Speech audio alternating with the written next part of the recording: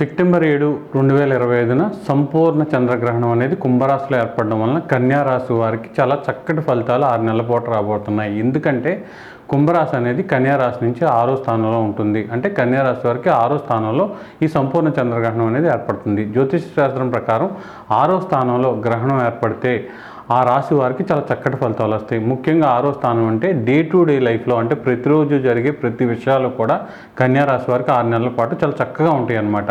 అలాగే ఏదైనా గతంలో ఉన్న అనారోగ్య సమస్యలుకి ట్రీట్మెంట్ అనేది తీసుకుంటే ఇప్పుడు ఆ ట్రీట్మెంట్ అనేది బాగా వర్కౌట్ అవ్వడం, అలాగే వాళ్ళు ఇచ్చిన మెడిసిన్ బాగా పనిచేసి ఆరోగ్యం కూడా చాలా చక్కగా ఉంటుంది.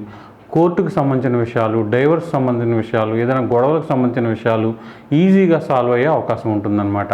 అయితే ఇలాగే చెప్తారు మీరు వీడియోల్లో, ఇలా ఏమీ జరగదని కొంతమంది అనుకుంటూ ఉంటారు.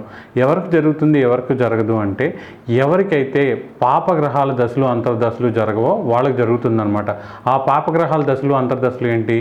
రవి, కుజ, శని, రాహు, కేతువులు.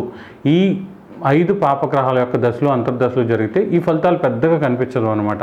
అలా కాకుండా చంద్ర, బుధ, గురు, శుక్రు యొక్క దశలు కానీ అంతర్దశలు కానీ జరిగితే ఖచ్చితంగా కన్యా రాశిలో జన్మించిన వాళ్ళకి ఈ 6 నెలలు కూడా చాలా చక్కగా ఉంటుంది.